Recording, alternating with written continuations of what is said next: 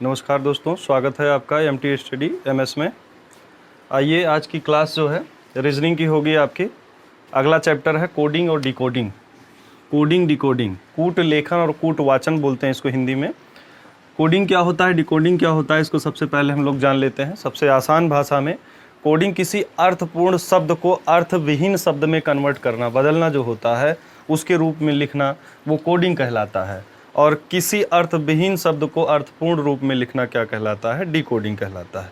यानी जैसे कोई आप पासवर्ड डाल रहे हैं, एक सामान्य अक्षर हो और उन अक्षरों का किसी क्रम में बदल दिया जाए, यानी उसका कोई मतलब ना हो। एक कोई शब्द हो, उसका कोई अर्थ हो, उसको हम दूसरे रूप में लिख दें जिसका कोई अर्थ ना हो, यानी हमने कोड कर दिया।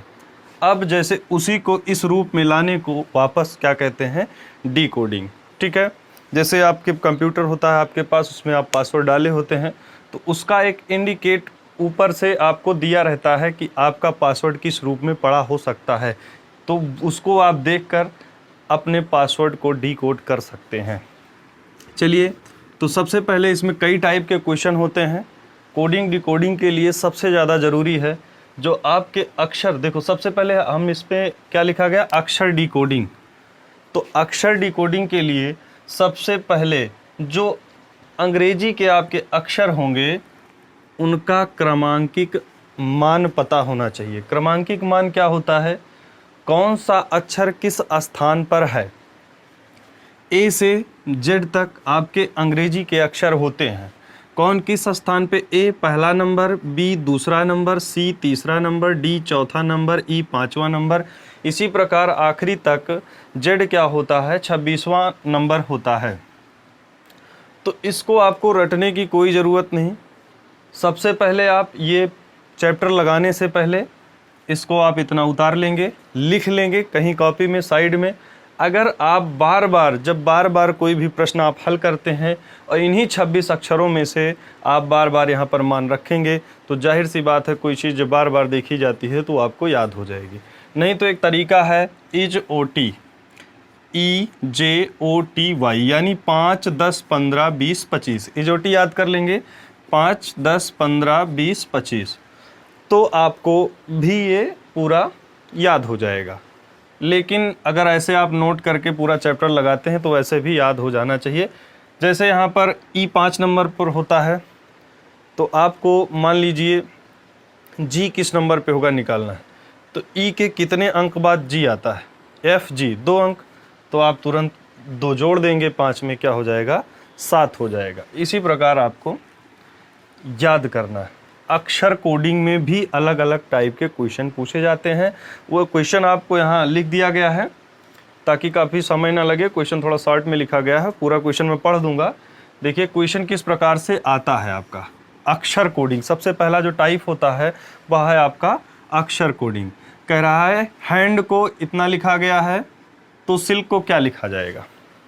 तो इसमें प्रश्न इस प्रकार से पूछता है, किसी सांकेतिक भाषा में HAND को IBOE कहा जाए तो SILK यानी सिल्क को क्या कहेंगे। यानी जिस प्रकार इसको कोड किया गया है उसी प्रकार इसको कैसे कोड करेंगे हैंड के हिसाब से। चलिए इनकी नंबरिंग, सबसे पहले हम नंबरिंग उतार लेते हैं। नंबरिंग लिख लेंगे, H की नंबरिंग कितना है यहाँ से देख लीजिए। देखिए मुझे तो याद है, आप लोग भी याद कर लीजिएगा। याद रहने से जल्दी होता है। याद कैसे होगा, बार बार अभ्यास से आपको याद हो जाएगा। जब क्वेश्चन कोई बार बार, जैसे मान लीजिए H का 8 है, 2-3 बार आपने हल किया, H 8 आपको बार बार लिखना पड़ा, तो ये आपको याद हो जाएगा। H का कितना हो गया, 8 हो गया। A किस पे होता है, 1 पे। N किस पे होता है, 14 पे। और D किस पे होता है, 4 पे। आप अपनी सारणी में ऊपर उसको देख सकते हैं। I होता है 9 पे, B 2 पे, O किस पे होता है, 15 पे, E होता है 5 पे। चलिए देखिए, इस हैंड को IBOE लिखा गया है, तो किस प्रकार ये कोड किया गया। 8 को 9 लिखा गया, 1 को 2, 14 को 15, 4 को 5, यानी एक एक अंक प्लस किया गया है। हर जगह एक एक अंक प्लस किया गया है। तो जब ऊपर इसको किया गया तो आप अगले शब्द में यही कर लेंगे। चलिए सिल्क, S किस नंबर पे होता है, S का होता है 19, I का होता है 9, L का होता है 12, K का होता है 11। चलिए अब इसको कोड कर लीजिए, क्योंकि यहाँ एक एक बढ़ाया था, आप एक एक बढ़ा के लिख लीजिए। 19 का 20, 9 एक 10, 12 एक 13, 11 एक 12। अब आपने यहाँ पर अंक तो कोड कर लिया, अब इनके अक्षर लिख देंगे। 20वें नंबर पे होता है T, 10वें नंबर पे होता है J, 13वें नंबर पे होता है M, 12वें नंबर पे होता है L। TJML आपका आंसर आ गया। इस प्रकार से आपको कोडिंग डिकोडिंग हल करना है।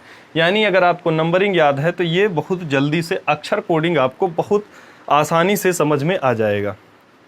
तो चलिए देखिए, कोडिंग डिकोडिंग पढ़ना बहुत ज़रूरी है। पेपर में जब सबसे ज़्यादा क्वेश्चन यहीं से आपके पूछे जाते हैं, बहुत इंपॉर्टेंट चैप्टर है आपका। चलिए पहला प्रश्न आपने हल कर लिया। अब इसमें देखिए कहीं कहीं 1 प्लस किया है। अब आगे कुछ प्रश्न ऐसे आ सकते हैं जहां 1 माइनस किया हो लगातार, या 2 प्लस किया हो, या 2 माइनस किया हो, या 3 प्लस किया हो, 3 माइनस किया हो। यानी एक समान रूप से बढ़ाया गया हो या घटाया गया हो, ये दोनों चीज़ें हो सकती हैं इसमें, ये कंडीशन आपकी इसमें हो सकती हैं। तो चलिए अगले क्वेश्चन की तरफ बढ़ते हैं, ये समझ में आ गया हो तो। चलिए दोस्तों अगला क्वेश्चन है आपका, मदर्स को लिखा गया है SREHTOM, और तो ब्रॉड को क्या लिखा जाएगा? BROUGST को कैसे लिखा जाएगा? यहाँ भी प्रश्न उसी प्रकार से, किसी सांकेतिक भाषा में मदर्स को ये लिखा गया है, तो ब्रॉड को क्या लिखा जाएगा, इसको जानेंगे। आपको एक चीज़ ध्यान रहे, अगर आपको लगे कि जो अक्षर यहाँ पर लिखे गए थे वही यहाँ कोडिंग भी किए गए हैं, तो इसको समझ के चलिए कि यहाँ पर इसी को किसी ना किसी प्रकार से पलट के अक्षर का स्थान बदल के इसको लिख दिया गया है। तो यहाँ भी नंबरिंग से आप काम कर सकते हैं। देखिए कभी कभी होता है पूरा पूरा इसी प्रकार पलट दिया जाता है, मतलब जो आखिरी है वो पहला हो जाता है, ये इधर हो जाता है, पूरा पूरा इसको पलट दिया जाता है। लेकिन कभी कभी 2 अक्षर पलटे जाते हैं, कभी कभी 1 ही पलटा जाता है, ठीक है। तो इस प्रकार से बदला जाता है। चलिए इसमें जो अक्षर इसमें हैं वही इसमें भी है। देखिए क्या किया गया है, यहाँ पर MOTHERS, MOTHERS, यानी सीधा सीधा इसको पलट दिया गया है। तो ब्रॉड को क्या लिखा जाएगा? तो यहाँ से BROUGST लिखा गया है, तो आप सीधा इसको पलट दीजिए, इस तरह लिखिए। इसका आंसर हो जाएगा THGUORB,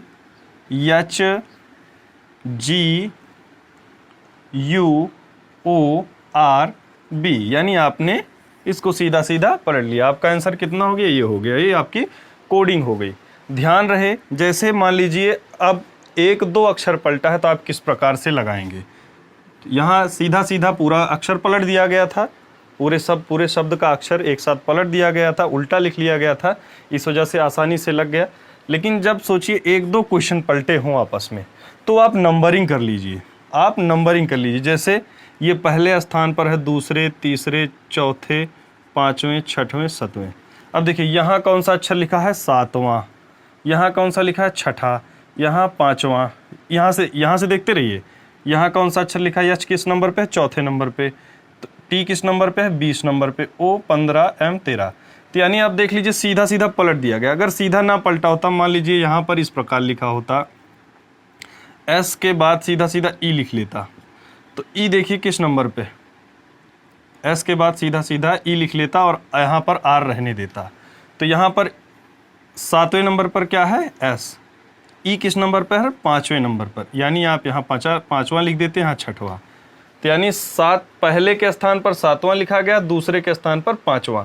तो यहाँ भी आप यही करते, पहले के स्थान पर 7वां लिख देते, दूसरे के स्थान पर 5वां, जो जिस स्थान पे लिखा गया था। फिलहाल यहाँ सिर्फ पलटना था इसको, तो आपने डायरेक्ट पलट के हल कर लिया, इसका आंसर आपको मिल गया। अगला क्वेश्चन है, यदि किंग को TREMT लिखा जाए, KING को, तो रैन को क्या लिखा जाएगा? RAIN को क्या लिखा जाएगा? चलिए हल करते हैं, देखते हैं। KING को क्या लिखा गया है? PRMT। तो आपको बताना है RAIN को क्या लिखा जाएगा। चलिए सबसे पहले नंबरिंग करना है। 11, 9, उसके बाद 14, उसके बाद 7वां, 16, 18, यम 13 पे, टी 20 पे। चलिए चेक करते हैं यहाँ पर कुछ क्रम बन रहा है कि नहीं। 11, 5, 16, 9, 9, 18, 14 में से 1 गया 13, 7 में कितना जोड़ेंगे 13, तो 20 आएगा। यानी कोई क्रमिक अंतर नहीं बन रहा है।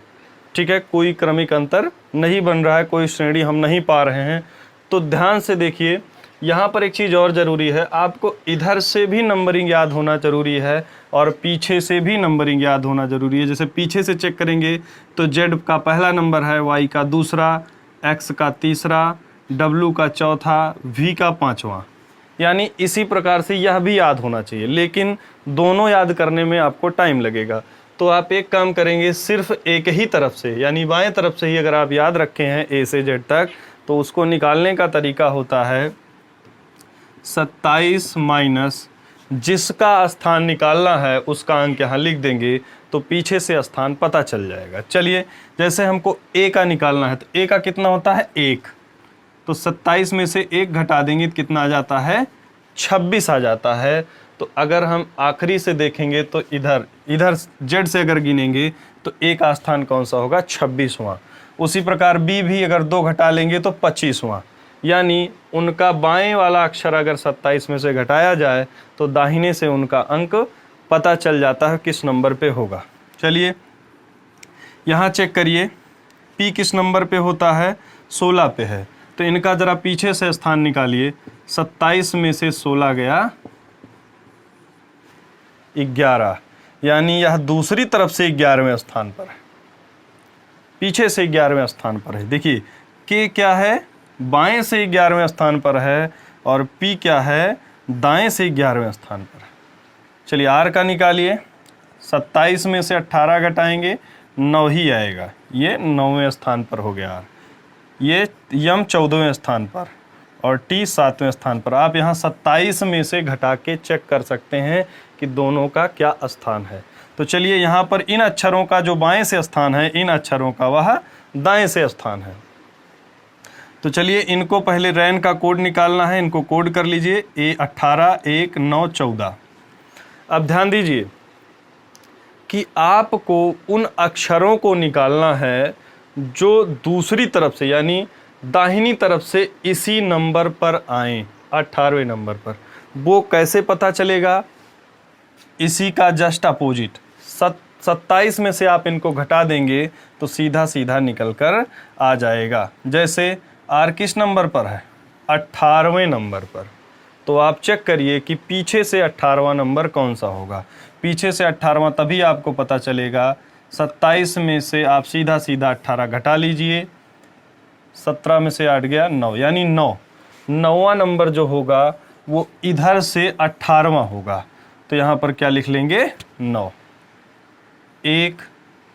A का उल्टा आप जानते हैं Z ही होगा, एकदम लास्ट में होता है। यहाँ पर लिख लेंगे 26, 1 का उल्टा 26। 9 का उल्टा, 9 का 27 में से 9 घटाएंगे तो 18 ही आएगा, ठीक है। और 27 में से 14 घटाएंगे तो 13। अब इन अंकों का सीधा सीधा यहाँ पर जो अक्षर आते हैं इन अंकों पर लिख देंगे। 9 पे क्या आता है I, 26 पे Z, 18 पे R, 13 पे यम, IZR यम। यह आपका आंसर हो जाएगा। तो कोडिंग डिकोडिंग में अगले टाइप का क्वेश्चन क्या था, अक्षर कोडिंग में, यानी एक बार तो आपका बाएं से स्थान और जो कोडिंग की गई है उसका दाहिने से स्थान समान होता है। तो कितना आ गया आपका आंसर IZR यम। अगला क्वेश्चन आप देखेंगे किस प्रकार से पूछा जाता है। ये हो गया आपका।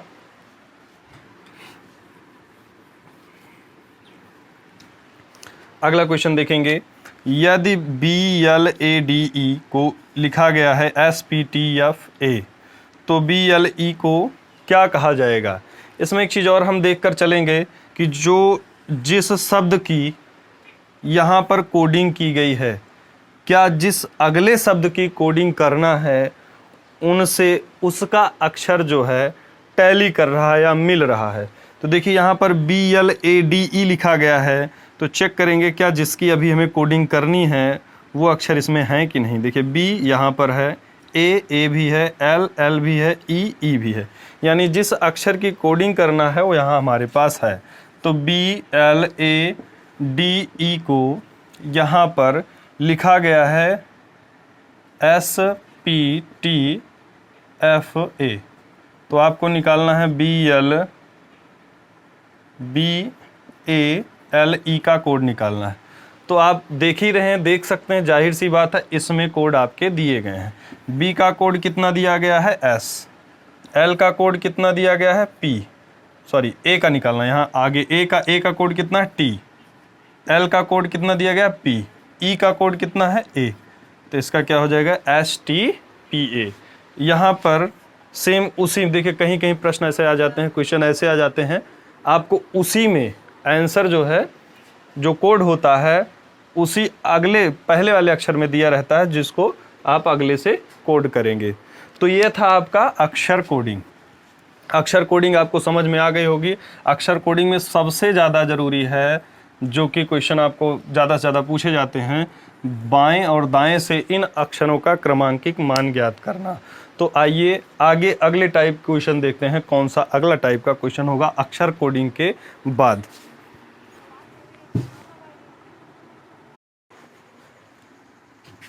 तो अक्षर कोडिंग के बाद आपका आएगा संख्या कोडिंग। संख्या कोडिंग, तो संख्या कोडिंग में पहला क्वेश्चन देखेंगे किस प्रकार से क्वेश्चन पूछा जाता है। जैसे यदि चेयर को लिखा गया है 53,269, तो EAR को 729 लिखा गया है, तो HEAR को क्या लिखा जाएगा। यहाँ पर अक्षरों के कोड को संख्या के कोड से दर्शाया गया है। जैसे इसको यहाँ पर लिख लीजिए CHAIR। तो चेक कर लेते हैं कितने अक्षर हैं और कितने अंक हैं। 1 2 3 4 5 अक्षर हैं, 1 2 3 4 5 अंक हैं। तो सबको सबके नीचे लिख लेंगे 5 3 2 6 9। और अगला है EAR को क्या लिखा गया है 729, इसको भी लिख लेंगे। ये आपको प्रश्न में दिया गया है, इसको निकालना है आपको HEAR को। चलिए H का कोड यहाँ पर देख रहे हैं 3 दिया गया है, E का कोड यहाँ पर 7 दिया गया है, A का कोड 2 दिया गया है और R का कोड कितना दिया गया है 9। तो 37 29 ये आपका हो जाएगा आंसर। तो हर टाइप का क्वेश्चन आपको बताया जा रहा है किस तरह से पूछा जा सकता है। एक एक क्वेश्चन आपको बताए जा रहे हैं और आप जो है इसको खुद से प्रैक्टिस करेंगे तो आपको ज़्यादा समझ में आएगा। तो चलिए इसका आंसर आ गया इस क्वेश्चन का। आगे बढ़ते हैं अगले क्वेश्चन की तरफ। अगला क्वेश्चन है CAT, कैट को लिखा गया 24, सैड को लिखा गया है 24, तो SHE C को क्या लिखा जाएगा। तो ध्यान दीजिए कैट को क्या लिखा गया है 24। ध्यान दीजिए यहाँ पर 3 अंक है, यहाँ पर 2, यहाँ पर 3 अक्षर हैं, यहाँ 2 ही अंक हैं। तो जाहिर से बात है, पहले चलो नंबरिंग कर लेते हैं। SAD को भी 24 लिखा गया है, तो SHE को क्या लिखा जाएगा। चलिए नंबरिंग कर लीजिए। C किस नंबर पे होता है, हमने बताया था, ये याद होना आपको ज़रूरी है। C किस नंबर पे होता है, तीसरे नंबर पे, A पहले नंबर पे और T 20वें नंबर पे। यहाँ 24 लिखा गया है। ध्यान से देखिए जो नंबरिंग की संख्या है, जो नंबरिंग की गई है, यहाँ पर 20, 1 21 और 3 24, यानी इसको जोड़ दिया गया है तो यहाँ पर 24 लिखा गया है। यहाँ S 19 नंबर पे होता है, ये 1 पे 24, 4 पे, तो 19 1 20 और 20 4 24, यहाँ भी 24 लिखा गया है। तो जब ये दोनों इस प्रकार से लिखे गए हैं तो यहाँ भी आप नंबरिंग कर लीजिए 19 8 और 5। S 19 पे होता है, H 8 पे होता है, E 5 पे होता है। जोड़ लीजिए 19 8 27, 27 5 32। आपका आंसर कितना हो जाएगा 32 हो जाएगा। यहाँ पर जोड़ के लिखा था तो आप यहाँ जोड़ के लिख लेंगे। तो ये 2 क्वेश्चन आपके हो गए संख्या कोडिंग से। तो संख्या कोडिंग और अक्षर कोडिंग इस तरह से आपके पूछे जाते हैं। और भी जो भी टाइप के क्वेश्चन होते हैं, आप लोग अगर अभ्यास करेंगे तो सारे क्वेश्चन आपको समझ में आ जाएंगे। अगला क्वेश्चन है शब्द प्रतिस्थापन कोडिंग, यानी शब्द को बदल दिया जाए। किसी शब्द को दूसरा शब्द से उसको परिभाषित किया जाए। तो इस प्रश्न को कैसे पूछा जाता है देख लीजिए, जो भी इसमें कन्फ्यूजन होता है वो भी आपको बताई जाएगी। कह रहा है बादल को सफ़ेद, सफ़ेद को हवा, हवा को नीला, नीला को पानी, पानी को बिजली कहा जाए तो पक्षी उड़ेंगे, कहाँ उड़ेंगे? ये प्रश्न है आपको मेन। देखिए यहाँ पर समझने वाली बात क्या है, सबसे पहले आप प्रश्न पर ध्यान देंगे कि पूछ क्या रहा है। यहाँ पर लास्ट में आपसे क्या पूछा गया, पक्षी कहाँ उड़ेंगे। तो पक्षी कहाँ उड़ते हैं? हवा में उड़ते हैं। तो पक्षी कहाँ उड़ते हैं? हवा में। अब हवा को क्या कहा जा रहा है? हवा को नीला कहा जा रहा है। तो पक्षी कहाँ उड़ेंगे? पक्षी उड़ेंगे नीला में। पक्षी कहाँ उड़ेंगे? नीला में। ध्यान दीजिए यहाँ पर सफ़ेद को हवा कहा जा रहा है, सफ़ेद को हवा कहा जा रहा है। तो यहाँ पर ये कंफ्यूज ना हो, ये आपका आंसर सही नहीं होगा सफ़ेद, क्योंकि सफ़ेद को यहाँ पर ध्यान देना है, जो हमारा आंसर होता है उसको क्या कहा जा रहा है। ठीक है, जैसे एक प्रश्न आपको बोल दिया जाए, आप लोग देख लेंगे एक प्रश्न, यदि हवा को पानी कहा जाए, पानी को लाल कहा जाए, लाल को पीला कहा जाए तो खून का रंग कैसा होगा? तो यहाँ पर क्या कहा गया? लाल को पीला कहा जाए। सामान्यतः खून का रंग कैसा होता है? लाल होता है। तो लाल को यहाँ पीला कहा जा रहा है, तो खून का रंग कैसा होगा? पीला होगा। तो इस प्रकार इस प्रश्न को शब्द प्रतिस्थापन कोडिंग को इस प्रकार से हल करेंगे। शब्द प्रतिस्थापन कोडिंग को इस प्रकार से हल करेंगे। संख्या कोडिंग, अक्षर कोडिंग, शब्द प्रतिस्थापन कोडिंग। ये भी क्वेश्चन आपके पेपर में पूछे जाते हैं, लेकिन बहुत आसान होता है। आपको यही देखना है क्या प्रश्न पूछ रहा है, उसका जो उत्तर सही होता है उसको जो कहा जा रहा होगा वही आपका आंसर होगा। तो चलिए बढ़ते हैं, ये जो आपने पढ़ लिया, बढ़ते हैं अगले क्वेश्चन की तरफ। अगला क्वेश्चन क्या होना चाहिए आपका? कोडिंग डिकोडिंग में और कितने टाइप के क्वेश्चन पूछे जाते हैं देखते हैं। चलिए अगले टाइप का क्वेश्चन है मिश्रित कोडिंग। मिश्रित कोडिंग में आपको वाक्यों का कोड निकालना होगा। दिया रहेगा आपको 2 वाक्य 3 वाक्य दिए रहेंगे, उसमें से कोडिंग आपको करनी रहेगी। तो दिया गया प्रश्न आपको पढ़ देते हैं। किसी सांकेतिक भाषा में NEETINFU का अर्थ है हाउ आर यू, और NEETINSE का अर्थ है व्हेयर आर यू। तो व्हेयर का कोड आपको बताना है। देखिए सबसे पहले आपको यहाँ लिख लेना है। पेपर में आपको जल्दी करने के लिए दोनों चीज़ें आपके सामने रहती हैं, वहाँ से आप कॉमन ले सकते हैं, लेकिन लिखने से थोड़ा आसान हो जाता है। अगर आप पहली बार पढ़ रहे हैं तो इसको यहाँ पर लिख ज़रूर लें। सबका कोड NEETINFU का कोड आपने यहाँ दिया गया है how are you, how are you. और उसके बाद NEETINSE का कोड दिया गया है व्हेयर आर यू। तो चलिए आपको कोड निकालना है। 2 वाक्य दिए गए, व्हेयर का कोड आपको निकालना है। तो यहाँ पर सबसे पहले कॉमन ले देखते हैं क्या क्या कॉमन है। इन दोनों वाक्यों में यू कॉमन है और आर कॉमन है। क्या क्या कॉमन है? यू कॉमन है और आर कॉमन है। अब इन दोनों वाक्यों के कोड में क्या क्या कॉमन है? NE और TIN का आपस में दोनों क्या है? कॉमन है। तो यहाँ पर हाउ बचता है। हाउ का कोड कितना हो जाएगा? FU। ऐसा क्यों? क्योंकि R और U यहाँ पर कॉमन है, यहाँ ये दोनों कॉमन है। यानी अगर ये जो बचता है, ये जो इधर बचा है वो इधर बचे हुए कोड का शब्द होगा। तो ये FU इसका कोड हो जाएगा। और व्हेयर का क्या बचा है? यहाँ पर SE बचा है, तो यहाँ पर व्हेयर बचा है, तो ये इसका कोड हो जाएगा। व्हेयर का कोड हो गया आपका SE। अब देखिए 2 चीज़ों का कोड तो आपने निकाल लिया। आपसे प्रश्न ही पूछा गया था व्हेयर का कोड क्या होगा, व्हेयर का कोड क्या हो जाएगा? C हो जाएगा। लेकिन अगर आपसे और पूछा जाता है, जैसे आपको पूछा गया R का कोड क्या होगा, क्योंकि R और U दोनों आपस में कॉमन है और इधर 2 आपस में इधर कोड भी कॉमन है, तो R का कोड दोनों हो सकता है। आप उत्तर इस प्रकार देंगे NE या TIN। अगर आपसे U का कोड पूछता है तब भी आप यही आंसर देंगे NEE या TIN, क्योंकि आपको यहाँ पर दोनों साथ में कॉमन है, क्लियर नहीं है। और जो बचे हुआ रहेगा, बचा हुआ, वही उसका बचा हुआ कोड होगा। ठीक है, तो आगे आइए दूसरे क्वेश्चन पे। इसी टाइप का हमने दूसरा क्वेश्चन लिखा हुआ है, थोड़ा बड़ा है, तो इसको किस प्रकार हल करेंगे उसको देखेंगे। बहुत आसान सा क्वेश्चन है, समझने की बात है। यहाँ लिखा गया TIM या फ्यू सो का अर्थ है C इज गुड। देखिए हम यहाँ पर जो क्वेश्चन दिया गया है इसको यहाँ उतार लेते हैं। हमेशा जिसका जो कोड दिया गया हो वाक्य, उसके सामने सामने लिख लेते हैं। TIM FU SO का कोड दिया गया आपको C इज गुड। दूसरा है RIM TIN